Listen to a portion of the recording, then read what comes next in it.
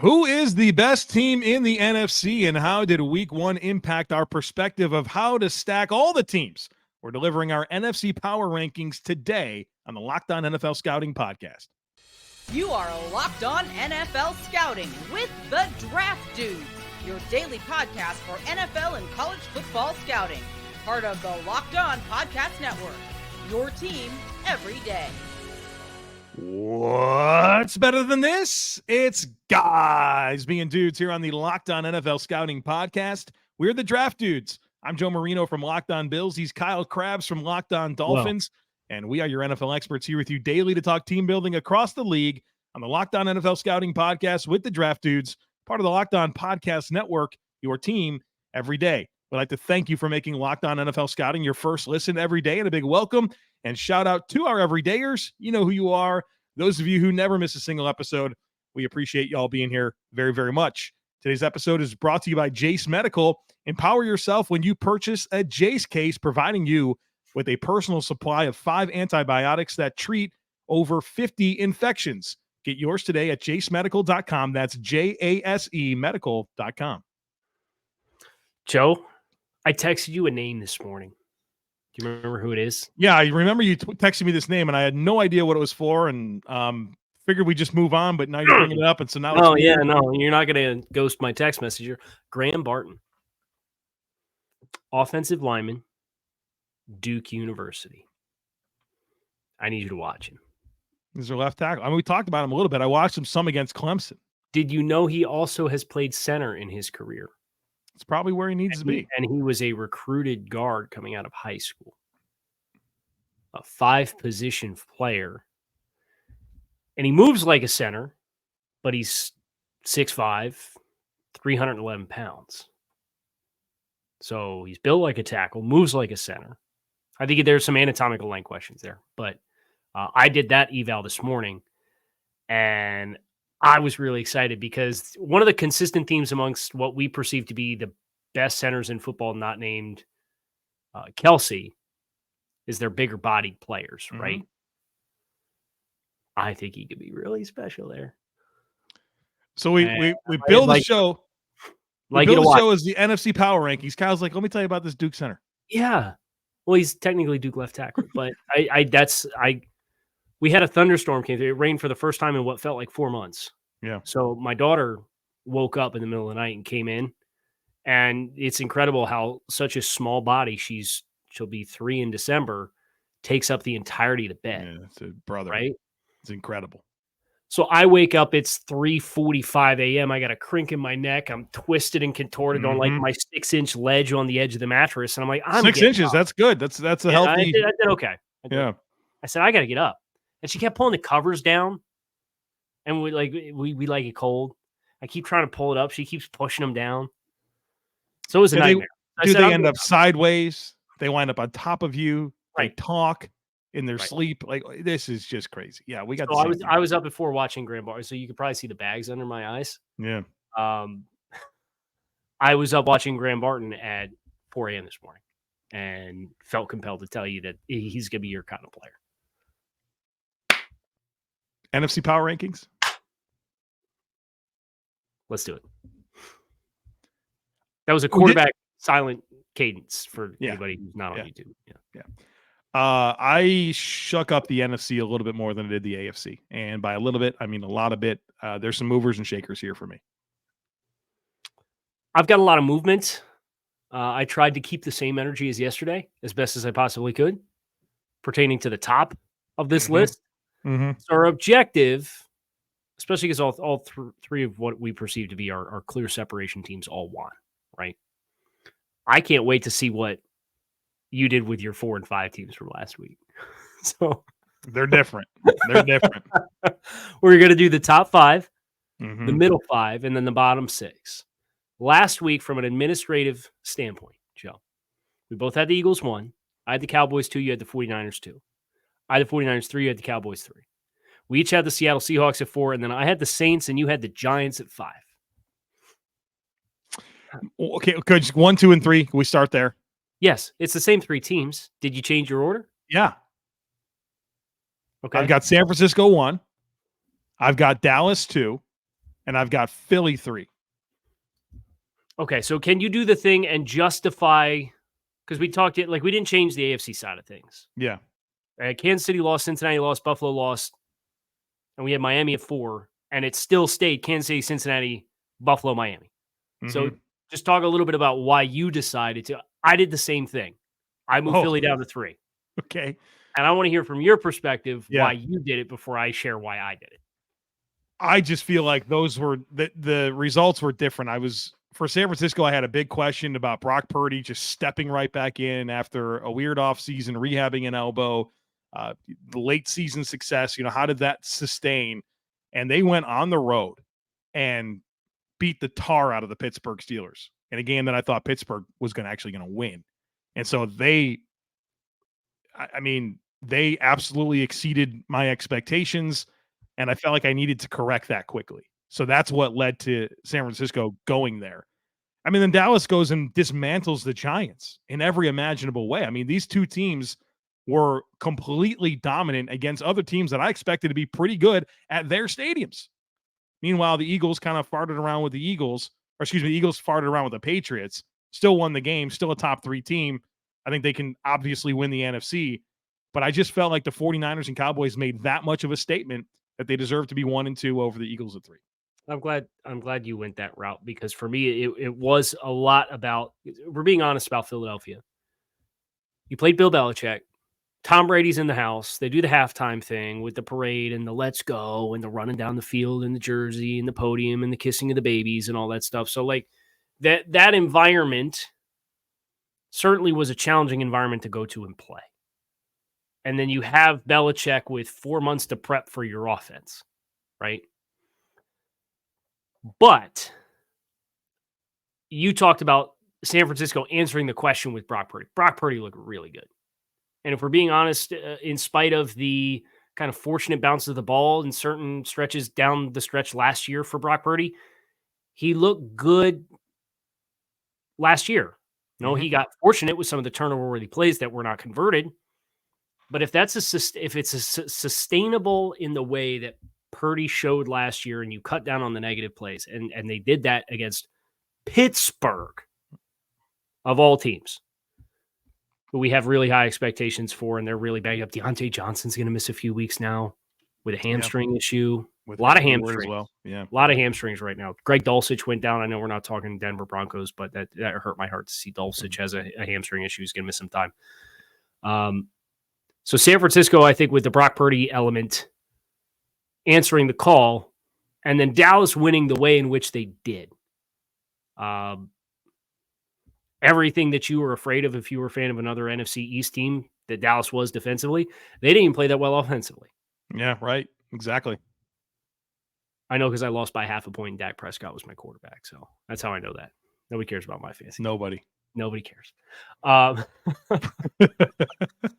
I came away from Philly a little bit more interested in what it looks like. I think there's a clear and obvious separation for those top 3 teams.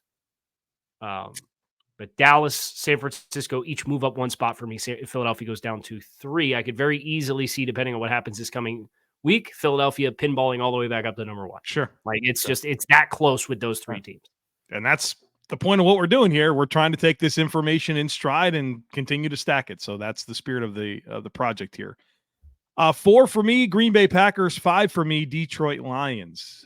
Teams that made statements. That's the theme here in my top 5. Packers dismantling the Bears. Jordan Love doing his thing. Bears just look like a clown car show out there. And then the Lions going into Arrowhead and winning on the road. And I think some favorable circumstances for them. But I'm going to give them a lot of props for being able to win that football game. And we've seen the Lions lose that game 100 different ways over the years. They didn't at Arrowhead against Mahomes. So they get a lot of credit. They go to 5 for me. Would you be so bold as to say that win deserves an asterisk? No. Like Mike Tirico did? No, not at all, man. I hate that when people diminishing wins in the NFL. Nothing. Wins are wins. Dude, are you kidding? You're not going to get to the end of the year and Detroit's going to win 10 games and say they made the playoffs, but only kind of because they didn't play Kelsey and Jones in week 1. Yeah. That game's going to feel like 100 years away in about 6 weeks. I have good news for you. I also have the Packers at 4 and the Lions at 5. All right. So what was our differences in the top 5? San Francisco at 1 for you, Dallas at 1 for me, and flip-flop. So we had some movers and shakers here in the top 5. We'll see what the rest of this looks like here in just a moment. But first, our partners at eBay Motors have teamed up with Locked On Fantasy Football host Vinny Iyer to bring you some of the best fantasy picks each week all season long. So whether you're prepping for a daily draft or scouting the waiver wire, Kyle's calling a timeout. Time out.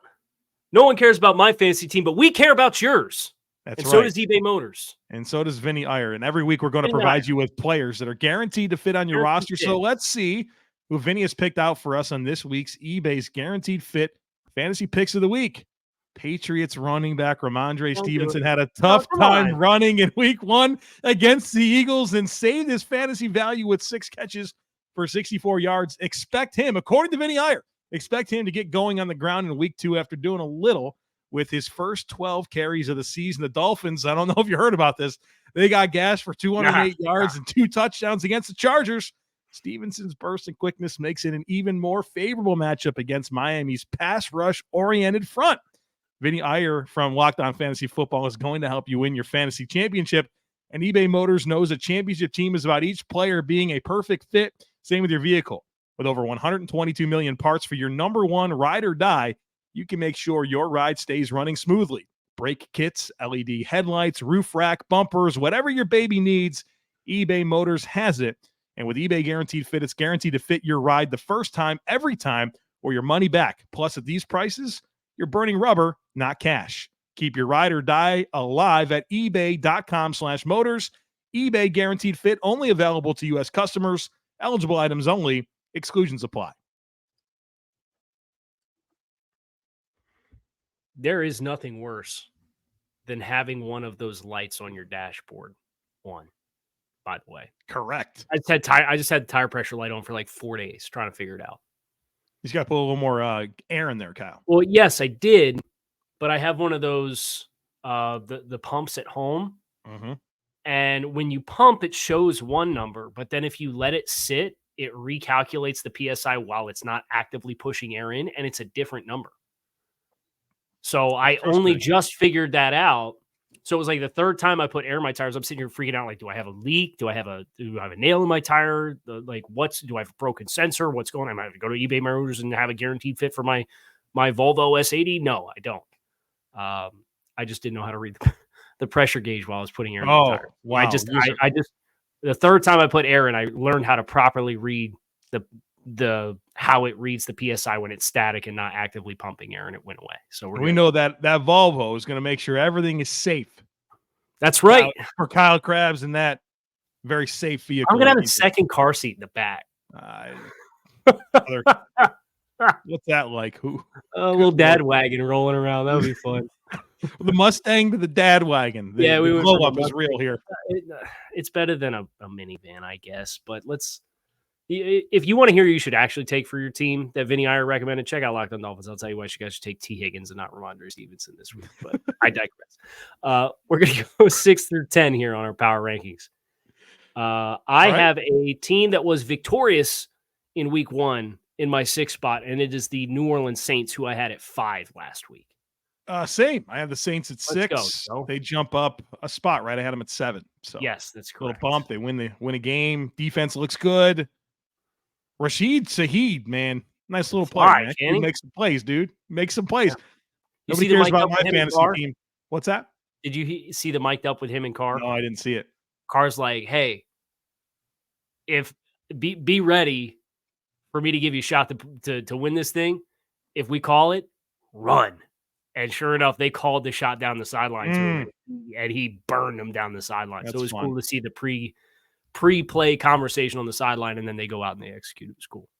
Yeah, I was offered a 3rd-round pick in Dynasty for Rashid Shaheed, and I should have taken that deal. Big mistake. Talked myself into him being the 3rd option in the passing game, maybe 4th, but dumb. Should listen to Vinny Iyer. Probably would have number told 7. Deal. Yeah. Number 7, I have a team that lost. As do I. A team that did not look good. At all. Seattle. The Seattle Seahawks are my number 7 team. Yes, that's correct. We got to bounce back quick there, man.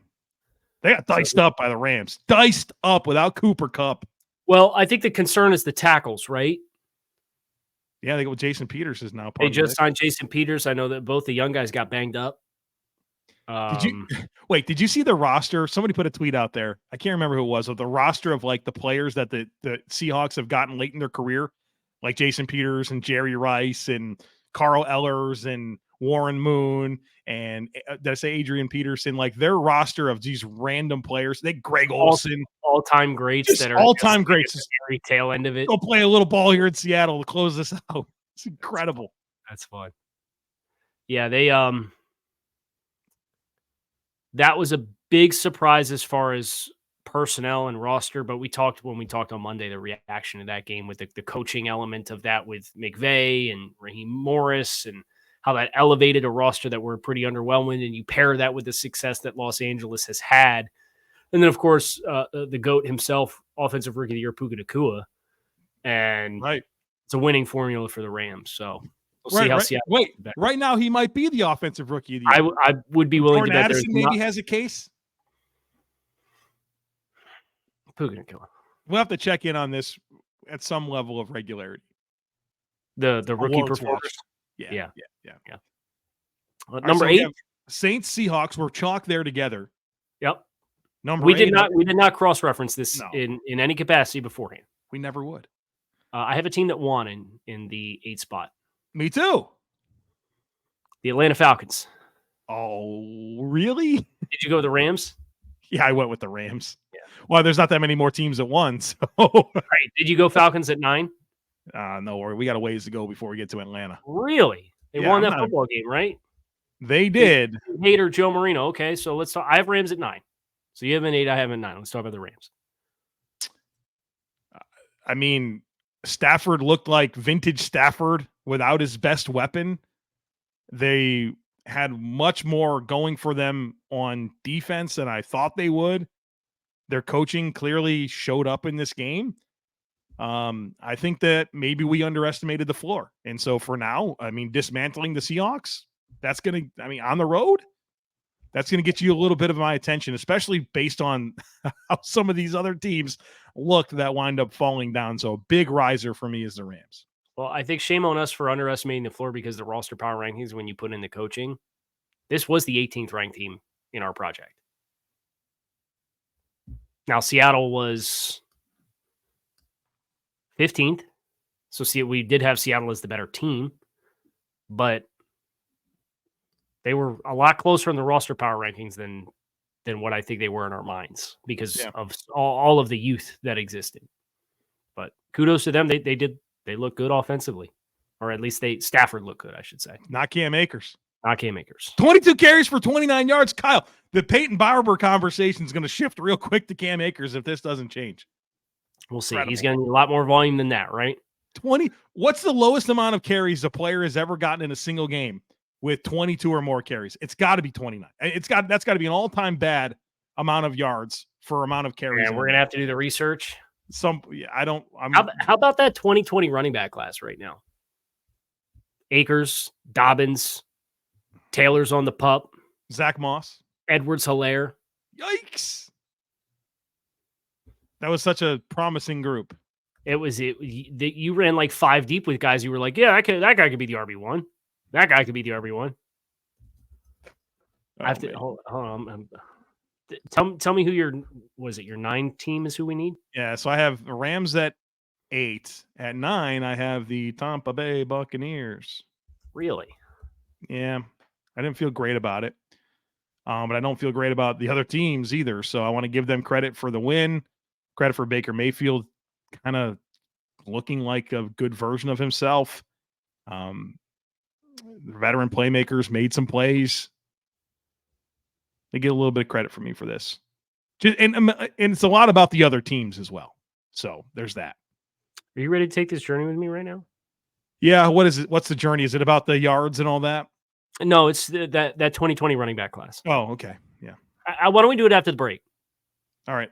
We'll do it after the break. So we'll quick finish here. As I said, I have the Rams at 9. So we're going to talk about them. The Falcons I had at 8. We'll save the Falcons conversation for when you bring the Falcons up. and we can talk about why we disagree. Your number 10 team is the Minnesota Vikings, correct? No. That's who I have at 10. 10's the Giants for me. Okay, I have the Giants at 11, so I'll spoil the first part of. So I had the Vikings at 11, so we'll spoil that for me too. Okay, cool. So 6 through 11 for you is New Orleans, Seattle, LA, Tampa, New York, Minnesota. You got it. And I have New Orleans, Seattle, Atlanta, LA, Minnesota, New York as my middle 6. So now we have a back 5 that we gotta go over when we're ready. All right, we'll get to that here in just a moment. But first, everyone should be empowered to care for themselves and their loved ones during the unexpected. That's why Jace Medical offers the Jace Case. The Jace Case provides 5 life-saving antibiotics for emergency use and gives you a peace of mind so that you are not just hoping that you have access to medication in an emergency. Jace Medical makes sure that you have the medication in hand. Jace Medical, it's simple. They handle everything from the online evaluation to licensed pharmacy medication delivery and ongoing consultation and care. So don't get caught unprepared. Save more than $360 by getting these life-saving antibiotics with Jace Medical, plus an additional $20 off by using code LOCKEDON at checkout on jasemedical.com. That's JASE medical.com, promo code LOCKEDON. Folks, you got to check out Prize Picks. Prize Picks is the largest independently owned daily fantasy sports platform in North America and is easily the most exciting way to play DFS. The format, I love it. It's awesome. It's just you versus the numbers. It's not you versus thousands of other players, including pros, including sharks. All you do is you select 2 or more players, you pick more or less on their projected stats, and then you place your entry. Doesn't take long. You can make your picks in under a minute, and the withdrawals are super, super quick. And I love when I'm going to watch a football game, you make sure you have a Prize Picks entry going into the game, and it just makes it that much more exciting. So go to prizepicks.com/LockedOnNFL and use code LockedOnNFL for a first deposit match up to $100. Again, that's prizepicks.com/LockedOnNFL and use code LockedOnNFL for a first deposit match up to $100. Prize Picks, daily fantasy sports made easy. Okay, so I did a little bit of advanced scouting on the teams that you have left. I think I have a guess, but we kind of stumbled into this 2020 running back class. RB1 was who? Like, in terms of draft order, Clyde Edwards-Helaire was first. Yes, drafted with a 32nd overall pick. Running back 2, we didn't even mention this guy when talking about how underwhelming this class was last time. Or just a few minutes ago. 35th overall pick, Detroit Lions. Oh, DeAndre Swift. DeAndre Swift. Jonathan Taylor, the no-brainer best back in hindsight. Unfortunately injured last year. Unfortunately starting the year on the PUP right now. We'll see if he comes back and plays for the Colts, if he goes somewhere else. 41st overall. Cam Akers, 52. J.K. Dobbins, 55. A.J. Dillon, 62. Probably the second best back in the class. Mm-hmm. Antonio Gibson, 66. Keyshawn Vaughn, 76. Yeesh. Zach Moss, 86. Oosh. Darrington Evans, 93. Yikes. Josh Kelly, 112.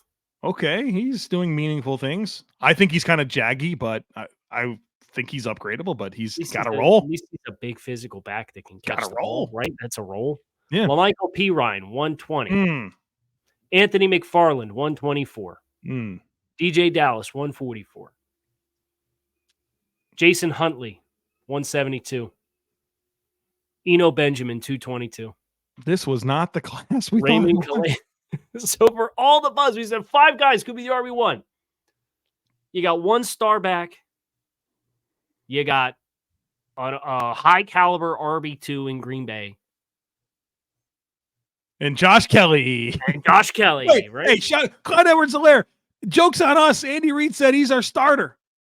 We watching that Thursday night game, expecting to see Isaiah Pacheco. Clyde Edwards-Helaire is getting the ball. How about DeAndre Swift, like 1 touch for 3 yards? Yeah, I think they miscalculated who their best back is. It might be Rashad Penny, and he was inactive on purpose. I don't think it's from a talent perspective. I don't think it's a question. Give him the ball. They seem to like Kenny Gainwell a lot. I do too, as like an ancillary component of your offense, kind of an X factor type guy, but like, right, not a volume player for me. Right. Yeah.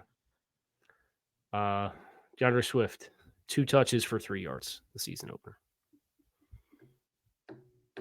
Anyway, here's Wonderwall. I'm going to guess your 12 team is Atlanta. There it is, Atlanta. I'm going to guess your 13 team is Carolina. It's not. It's Chicago. Then 14 is Carolina. Carolina. And then you go Commanders and Cardinals. Yeah. I think the bottom 4 is pretty obvious to me. You can debate the order, but I think it's those 4 teams. I just have Chicago and Carolina flip-flopped. So I have Carolina at 13 and Chicago at 14. Atlanta's a team that we feel pretty different on. Where did you have them? 8. And I had them 12. I think that's a pretty big difference. I mean, so you had them at 10, so you dropped them 2 spots. Yeah. I had them at 10. They came up 2 spots, but it's because teams like New York flopped. I had New York at 8. And they flopped. I had Minnesota in front of them, and they did not look good against a Tampa team that we are super underwhelmed with. And sorry, I know Tampa won the game, but the offense is still not particularly promising to me. Mm-hmm. So it's more of a testament of, I think everything in the back half of the conference, I feel like is the Wild West and super wide open to interpretation. Yeah, So I agree. It's less about my conviction for Atlanta and more about the fact that Jesse Bates looked good, Bijan Robinson looked good, they ran the ball effectively, and they won on the road against a divisional opponent. They were home. They were home team. Oh, excuse me. Yeah. I just feel like they need games to go a certain way to win. I'm just very concerned about their passing offense.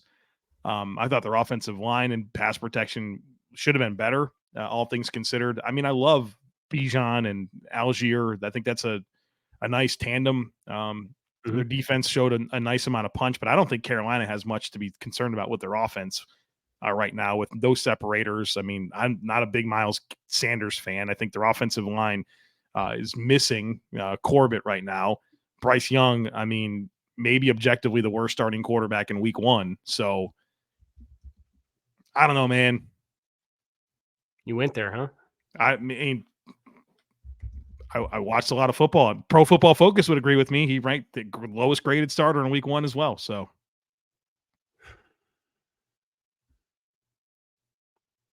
how about Chicago? If you guys have a free hour laying around in your day, nobody did a better job of encapsulating how much of a disaster Chicago was in week 1 than JT O'Sullivan over at the QB school. Very enlightening, not safe for work. So don't listen at work or if you do have headphones on. And I feel like it's worth acknowledging, Joe, because a lot of the issues that JT had pointed out, I had a chance to watch it. I agree with all of the things that he pointed out. The cohesiveness of the offense and why they're trying to do what they're trying to do or how they're trying to do things, I think was the biggest surprise because we've talked a lot about how Getsy and company, what they did in the quarterback run game and with their running game was really impressive last year. The passing game's a nightmare. There's a lot that leaves to be desired from an execution standpoint, from a scheme standpoint, and Justin Fields is not immune from his fair share of the blame as well. So it really kind of exudes this sense of we're just not being very well coached right now. Not a lot of rhyme or reason to what we're doing. Give up 38 points to Green Bay as well. Yeah. Like you're supposed to be a pretty good defense, right? No, we knew they weren't. I think they thought they were going to be a pretty good defense. Well, then be honest with yourself. No, they haven't been. Bears fans have not been honest about what that team is. You're talking about double-digit wins. Get out of here. You can't have an unserious defensive line and talk to me about 10 wins. You needed signing Yannick Ngakoue at the 11th hour to have one confident pass rusher on the team. 2 rookie defensive tackles. You invest in those linebackers and have nothing in front of them, literally. Nah. Yeah. I don't think it's going to get much better. Who's Chicago play this week? We'll talk about that tomorrow, right? We got picks. Oh, good call, Joe. Wow. Good Whoa. You'll find. Don't go to ESPN.com and find out. Come back here. Come back. We'll tell you. We'll pick the game. Find us on YouTube or wherever you listen to your favorite podcasts. I'm Kyle Krabs. He's Joe Marino. We are Locked On NFL Scouting. Appreciate you guys checking out the show. Make it a great rest of your Wednesday. Tomorrow, NFL's back. Thursday Night Football right around the corner. So plan accordingly. We hope to see you tomorrow and enjoy the rest of your day.